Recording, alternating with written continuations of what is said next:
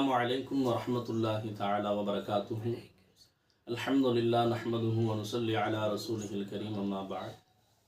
அல்லாஹ்வின் கருணையினால் இறை நேசர்களுடைய வரலாற்று தொடரை நாம் பார்த்து வருகிறோம். அதிலும் ஹஸரத் அபூ சுலைமான் தாரானி ரஹ்மஹுல்லா அவர்களுடைய வரலாறை நாம் பார்த்து வருகிறோம். அல்லாஹு தஆலா நம் அனைவர்களுக்கும் பயனுள்ள சொல்லை இந்த அடியினின் நாவிலிருந்து வெளியாக்குவானாக. லா இலாஹ இல்லல்லாஹ். அன்பிற்குரியவர்களே, ஹஸரத் அபூ சுலைமான் தாரானி ரஹ்மத்துல்லாஹி அலைஹி எஜமான் அவர்கள் ஹலால் ஹராம் விஷயத்திலே மிக மிக பேணுதலாக இருப்பார்கள். அவர்கள் உண்ணக்கூடிய உணவாக இருந்தாலும் சரி, எல்லா விஷயத்திலேயுமே ஹலாலை அவர்கள் மிக மிக வலியுறுத்தக்கூடியவர்களாகவும் பேணி நடந்தவர்களாகவும் இருந்தார்கள். எஜமான் அவர்கள் சொல்லி காட்டுவார்கள், ஒரு நபர் அல்லாஹ்விற்கு பிடித்தமான செயலை செய்ய வேண்டும் என்று சொன்னால், அல்லாஹ்விற்கு பொருத்தமாக நடந்து கொள்ள வேண்டும் என்று சொன்னால், கட்டாயமாக அவர் ஹலாலை உபயோகிக்க வேண்டும் என்று எஜமான் சொல்லி காட்டுவார்கள். ஏனென்று சொன்னால், அன்பானவர்களே, ஹராம் எங்கு கலந்து விடுகிறதோ அங்கு பயபக்தி, இறையச்சம், தக்குவா எடுபட்டு போய்விடும். பெருமானார் ஸல்லல்லாஹு அலைஹி வஸல்லம் சொல்லி காட்டினார்கள் அல்லவா, சஃபரிலே கேட்கப்படக்கூடிய துஆக்களை அல்லாஹ் தஆலா கபூல் செய்கிறான்.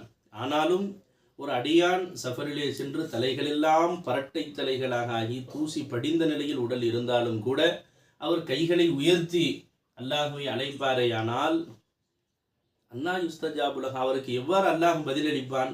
ஏன் தெரியுமா? மல்பசுஹு ஹராமுன், அவர் அணிந்திருக்கக்கூடிய ஆடையுமோ ஹராமாக இருக்கிறது. மத்அமுஹு ஹராம், அவர் உண்ணக்கூடிய உணவும் ஹராமாக இருக்கிறது. மஷ்ரபுஹு ஹராம், அவர் பருகக்கூடிய பானங்களும் ஹராமாக இருக்கிறது. உடுத்தும் உடை, உண்ணும் உணவு, குடிக்கும் பானம் அனைத்தும் ஹராமை பயன்படுத்தி கொண்டு அல்லாஹ் அல்லாஹ் என்று அல்லாஹ்விடத்தில் கையை உயர்த்தினால் எவ்வாறு அவருக்கு பதிலளிப்பான்? எவ்வாறு அவருடைய துஆவை அல்லாஹ் கபூல் செய்வான் என்பதாக பெருமானார் ஸல்லல்லாஹு அலைஹி வஸல்லம் சொல்லி காட்டினார்கள். அன்பானவர்களே, அப்போ நம்மில் எத்தனையோ நபர்கள் அல்லாஹ்விடத்தில் கையை உயர்த்தி மன்றாடுகிறோம். ஆனால் அந்த துஆக்கள் கபூலாக வேண்டும் என்று சொன்னால் ஹலாலை கட்டாயமாக நாம் பயன்படுத்த வேண்டும். அணுவத்தனையும் ஹராம் கலந்துவிடக் கூடாது. அதே போன்று பெருமானார் ஸல்லல்லாஹு அலைஹி வஸல்லம் சொல்லி காட்டினார்கள், லா யதுகுலுல் ஜன்னத ஜஸதுன் உதிய பில் ஹராம், ஹராமால் வளர்ந்த அந்த உடம்பு நரகத்திற்குத்தான் தகுதியானது, சுவனம் செல்லாது என்பதாக பெருமானார் ஸல்லல்லாஹு அலைஹி வஸல்லம் சொன்னாங்க. இந்த ஹதீஸ் ஹஸரத் அபூபக்கர் சித்திக் ரலியல்லாஹு தஆலா அறிவிக்கிறார்கள். இப்னு ஹிப்பான் என்ற கிதாபிலே பதிவு செய்யப்படுகிறது. அதே போன்று அன்பானவர்களே, ஒரு நபர் நல் அமல் செய்ய வேண்டும் என்று சொன்னாலும் அதற்கு இன்றியமையாததாக ஹலாலான உணவு இருக்கிறது.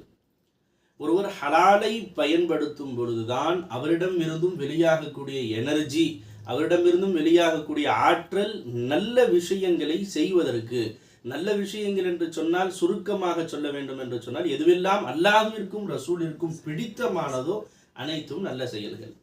அல்லாஹ் ரசூலிற்கு ஓப்பான செயல்களை, பிரியத்திற்குரிய செயலை ஒருவர் செய்ய வேண்டும் என்று சொன்னால் கட்டாயமாக ஹலாலிலே அவர் வாழ வேண்டும். ஹலாலான முறைப்படி ஹலாலான உணவுகளை உண்டு, ஹலாலான உடைகளை உடுத்தி அனைத்திலேயும் ஹலாலை பேணி நடப்பார்களேயானால் அவர்களிடத்திலே நல்ல அமல்கள் வெளியாகும்.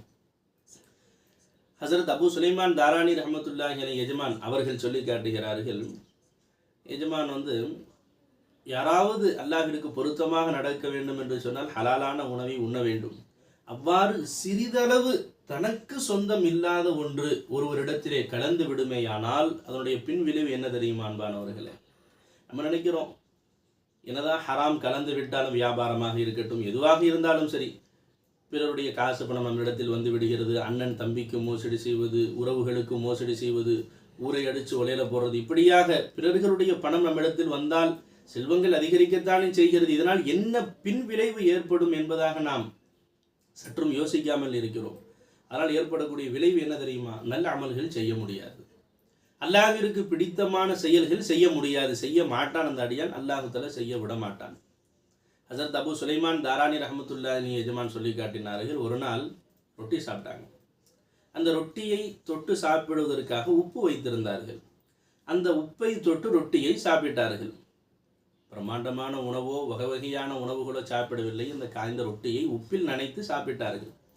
அந்த உப்பை தொட்டு சாப்பிட்ட சமயத்திலே அந்த உப்பிலே ஒரே ஒரு எள்ளு, எவ்வளவு? ஒரே ஒரு எல் அவர்களுக்கு உரியது இல்லாததாக இருந்தது. அந்த எல்லையும் எஜமானவர்கள் அறியாமல் சாப்பிட்டு விட்டார்கள். அதனால் ஏற்பட்ட பின்விளைவு என்ன தெரியுமா? அந்த ஒரே ஒரு எல் தனக்கு சொந்தமானதாக இல்லாத பிறருக்கு சொந்தமான ஒரே ஒரு எல் தனது வயிற்றிற்குள் சென்று விட்டதனால் 1 வருட காலங்களாக, சுமார் 1 வருட காலங்களாக இரவில் எழுந்து தொழ முடியவில்லை என்னால் என்பதாக எஜமான் சொன்னார்கள். 1 வருஷம் இரவு நேர தொழுகை எனக்கு பாழ்படுத்தப்பட்டது என்று சொன்னால் அதற்கு காரணம் அந்த ஹராம் என்னிடத்தில் கலந்தது என்பதாக அபு சுலைமான் தாரானி ரஹமத்துல்லாஹி அலைஹி சொல்லி காட்டினார்கள். அன்பானவர்களே, அதே போன்றுதான் பெருமானார் ஸல்லல்லாஹு அலைஹி வஸல்லம் அவர்களும் ஒரு உணவை உண்டார்கள் என்று சொன்னால் அதை அவ்வளவு ஆராய்ச்சி செய்வார்கள். இந்த ஹதீஸ் முஸ்ததரக் ஹாக்கிம் என்ற கிதாபிலும் பதிவு செய்யப்படுகிறது. முஸ்னத் அஹமது என்ற கிதாபிலையும் பதிவு செய்யப்பட்ட ஹதீஸ். அன்னை அப்துல்லா ரதியல்லாஹு தஆலா அன்ஹா அவர்கள் அறிவிக்கிறார்கள், ஒரு முறை பெருமானார் ஸல்லல்லாஹு அலைஹி வஸல்லம் அவர்கள் நோன்பு நோற்று இஃப்தார் செய்திருந்தார்கள். அந்த சமயத்தில் அப்துல்லா ஷத்தாத் பின் அவுஸ் ரலியல்லாஹுடைய சகோதரி அவர்கள் பெருமானார் ஸல்லல்லாஹு அலைஹி வஸல்லம் அவர்களுக்கு ஒரு பாத்திரத்திலே பாலை கொடுத்து அனுப்பினார்கள். பெருமானாரிடத்திலே அந்த சஹாபி பெண்மணியுடைய தூதுவர் ஹாதிம் என்ன பண்ணாங்க, கொடுத்தாங்க.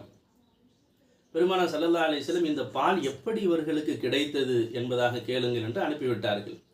அப்போ அந்த பெண்மணி சொன்னாங்க, யார் ரசூலல்லாஹ், எனக்கு சொந்தமான ஒரு ஆடு இருந்தது, அந்த ஆட்டிலிருந்து தான் இந்த பாலை கறந்தேன் என்பதாக சொல்லி அனுப்பிச்சாங்க. அந்த நபர் திரும்ப பெருமானார் இடத்திலே வருகிறார்கள், இந்த செய்தியை சொல்லுகிறார்கள். மீண்டும் பெருமானார் ஸல்லல்லாஹு அலைஹி வஸல்லம் அனுப்பிவிட்டார்கள். இந்த ஆடு எவ்வாறு உங்களுக்கு கிடைத்தது என்பதாக கேட்டு அனுப்புகிறார்கள். அப்பொழுதும் அந்த நபர் பணியாளர் சென்று கேட்கிறார்கள், இந்த ஆடு என்னுடைய காசு பணத்திலிருந்தும் நான் சொந்தமாக இதை வாங்கியது என்பதாக அவர்கள் சொல்லுகிறார்கள். அதற்கு பிறகு அந்த செய்தியை பெருமானார் கேட்ட பிறகு பெருமானார் ஸல்லல்லாஹு அலைஹி வஸல்லம் இந்த பாலை பருகினார்கள். அதுவும் சாதாரண நாள் அல்ல அன்பானவர்களே, நோன்பு வைத்திருந்து அந்த நாளிலே பெருமானார் ஸல்லல்லாஹு அலைஹி வஸல்லம் நோன்பு திறந்தால் நமக்கு என்ன இருக்கும்? பெருமானார் அப்படி வகை வகையாகவா அவர்கள் சகர் சாப்பிட்டார்கள், காலையிலே வருவார்கள், உணவு இருந்தால் உண்ணுவார்கள், இல்லை என்று சொன்னால் நோன்பு நோக்கிறேன் என்பதாக போய்விடுவார்கள். இல்லையா, 1 டம்ளர் தண்ணீர், 1 டம்ளர் பால், இவைகளை குடித்துவிட்டு நோன்பு இருந்தார்கள். அந்த இஃப்தாருடைய சமயத்திலும் கூட பெருமானார் ஸல்லல்லாஹு அலைஹி வஸல்லம் அவர்கள் ஒவ்வொன்றையும் ஆராய்ச்சி செய்கிறார்கள். இந்த பால் எவ்வாறு கிடைத்தது, எங்கிருந்து வந்தது, ஆடு, அந்த ஆடு உங்களுக்கு எவ்வாறு கிடைத்தது, என்னுடைய சொந்த உழைப்பில் நான் வாங்கியது என்பதாக அவர்கள் சொன்னவுடன் தான் பெருமானார் ஸல்லல்லாஹு அலைஹி வஸல்லம் அதை பருகினார்கள். மறுநாள் காலையிலே அந்த பெண்மணி பெருமானார் இடத்திலே கேட்டார்கள், யார் ரசூலல்லாஹ், தாங்களுக்கு நான் பாலை கொடுத்து அனுப்பிய சமயத்திலே தாங்கள் ஏன் இவ்வாறு அவர்களை திருப்பி அனுப்பினீர்கள் என்பதாக கேட்டவுடனே பெருமானார் ஸல்லல்லாஹு அலைஹி வஸல்லம் சொன்னார்கள், பிதாலிக உமிரத்தி ருசுலு கபுலி, எனக்கு முன்வாழ்ந்த நபிமார்கள் எல்லா நபர்களும் இவ்வாறு தான் ஏவப்பட்டிருக்கிறார்கள், ஹலாலையே சாப்பிட வேண்டும். அல்லாஹ் தஆலா சொல்லுகிறான் அல்லவா, யா அய்யுஹர் ரசூலு குலூ மினத் தய்யிபாத்தி வஅமலு சாலிஹா, ரசூல்மார்களே குலூ மினத் தய்யிபாத், ஹலாலான உணவையே நீங்கள் உண்ணுங்கள், வஅமலு சாலிஹா, நல் அமலையே நீங்கள் செய்யுங்கள் என்று அல்லாஹ் உத்தரவிட்டானே. இவ்வாறு தான் ஒவ்வொரு அம்பியாக்களுக்கும் ரசூல்மார்களுக்கும் ஏவப்பட்டது. என்ன? அல்லாஹ் தஅக்குல இல்லா தய்யிபா, ஹலாலானதை தவிர வேறு எதையும் அவர்கள் சாப்பிடக்கூடாது. வலா தஅமல இல்லா சாலிஹா, சாலிஹான நல்ல அமலை தவிர வேறு எதையும் அவர்கள் செய்யக்கூடாது என்பதுதான் அல்லாஹ் ஜல்ல ஷானஹு தஆலா எல்லா ரசூல்மார்களுக்கும் அம்பியாக்களுக்கும் ஏவினான். எனவேதான் இவ்வாறு நான் செய்தேன் என்று பெருமானார் ஸல்லல்லாஹு அலைஹி வஸல்லம் சொல்லி காட்டினார்கள். அன்பானவர்களே, பெருமானார் ஸல்லல்லாஹு அலைஹி வஸல்லம் அவர்களிடத்திலே நமக்கு எல்லா நிலைகளிலேயும் உஸ்வத்துன் ஹஸனா, அழகிய முன்மாதிரி இருக்கிறது. எல்லா சமயத்திலேயும் நாம் ஹலாலை பேணி நடக்க வேண்டும். எல்லா நிலைகளிலேயும் எல்லா விஷயங்களிலேயும் நாம் ஹலாலை மிக மிக பேணுதலாக நாம் அதை எடுத்துக்கொள்ள வேண்டும். அல்லாஹ் ஜல்ல ஷானஹு தஆலா நாம் அறிந்தோ அறியாமல் கூட நம்மிடத்தில் ஹராம் கலந்து விடாமல் அல்லாஹ் பாதுகாத்து அருள் புரிவானாக.